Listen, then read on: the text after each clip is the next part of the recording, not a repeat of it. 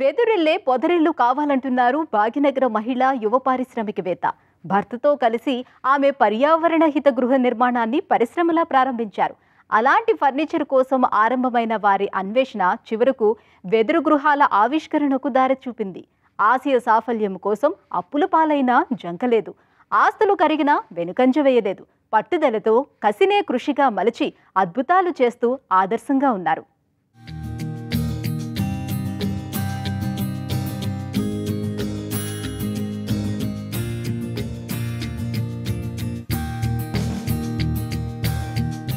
ఈ ఇల్లు ఎంతో అద్భుతంగా ఉంది కదూ.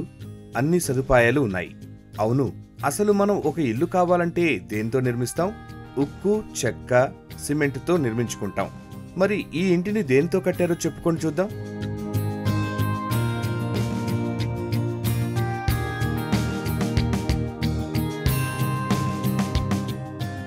అవును, మీరు ఊహించింది నిజమే. ఇవన్నీ వెదురుతో తయారైనవే. మరీ చెప్పాలంటే గడ్డితో చేశారని చెప్పవచ్చు. వెదురు దాదాపు చెక్కలానే ఉంటుంది, కానీ చెక్క కానే కాదు. సాంకేతికంగా చెప్పుకోవాలంటే ప్రపంచంలో చెట్టులా వేగంగా పెరిగే గడ్డి మొక్కల్లో వెదురుదే ప్రథమ స్థానం. పర్యావరణ హిత యువ పారిశ్రామికవేత్తలు అరుణ దంపతుల స్వప్నం నిజమై కళ్ల ముందు ఈ పొదరిల్లు తయారైంది.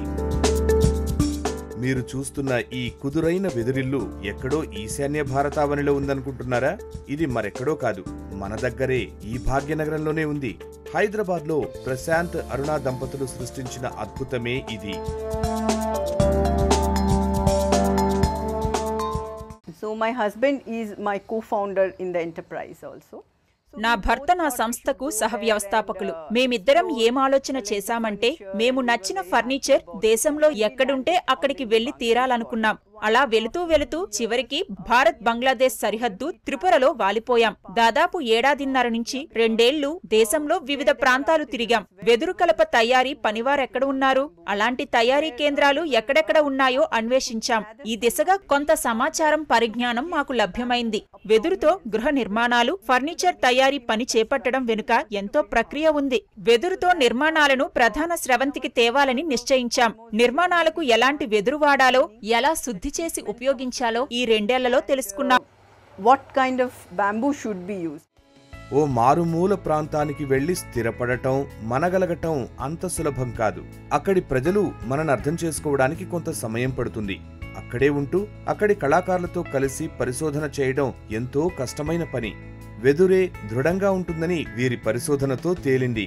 ఓక్ లేదా సంప్రదాయ చెక్కతో పోల్చుకుంటే వెదురే పటిష్టంగా ఉంటుందని అర్థమైంది. మరో సానుకూలాంశం ఏమిటంటే, మామూలు చెక్కకు పనికొచ్చే చెట్ల కంటే వెదురు 20 రెట్లు వేగంగా పెరుగుతుంది. అందువల్ల గృహ నిర్మాణంలో వెదురు వినియోగం భారీ స్థాయిలో వినియోగిస్తే ఇళ్లు ఎంతో మన్నికగా స్థిరంగా ఉంటాయి. మొట్టమొదటగా మాకు రామంతపూర్లోని ఒక పాఠశాల టెర్రస్ మీద ఓ గది నిర్మించే అవకాశం వచ్చింది. అక్కడ అదనపు గది నిర్మించాలని ప్రిన్సిపల్ మమ్మల్ని కోరారు. అలా క్రమంగా లభించిన అవకాశాలతో ఇప్పటిదాకా 300 ఇళ్లు నిర్మించాం. తరువాత ఇలా వారి కెరీర్లో కొత్త ప్రయాణం ఆరంభమైంది. ఈశాన్య రాష్ట్రాల నుంచి తెచ్చిన వెదురుతో అలా 100 ఇళ్లు కట్టగలిగారు. అందువల్ల ఇక్కడ గ్రామీణ పనివారులకు ఉపాధి లభించింది. మేమిక్కడికి మారుమూల గిరిజన ప్రాంతం నుంచి వచ్చాం. కాంక్రీటు ఇళ్లకు వెదురు ఇళ్లు విభిన్నం. అవి ఎంతో సహజంగా ఉంటాయి, పైగా తక్కువ వ్యయంతో కూడుకున్నవిను. పేదవాళ్లు సైతం మరో ఆలోచన లేకుండా వెదురుతో ఇళ్లు కట్టుకోవచ్చు. నేను గత 12 ఏళ్లుగా ఈ పని చేస్తున్నాను. నా చదువు గురించి చెప్పాలంటే ఇటీవలే ఇంటర్ పూర్తయింది. నిజానికి నేను గృహ నిర్మాణంలో డిజైనర్ని. ఈ ఇల్లు నిర్మించాం. ఇది సహజమైన వెదురు ఇల్లు. అన్నట్లు మనం నిర్మించుకుంటున్న కాంక్రీటు గృహాలు ఎందుకు పర్యావరణహితమైనవి కావంటారు చెప్పండి?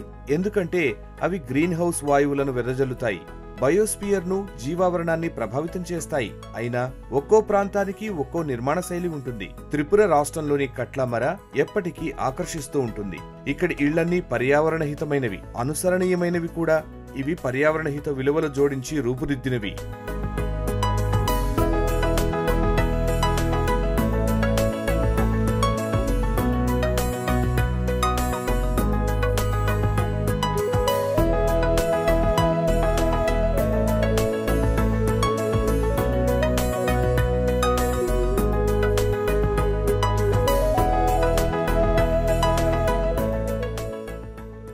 దంపతులకు ఈ గృహ నిర్మాణం నిరంతర ప్రక్రియ.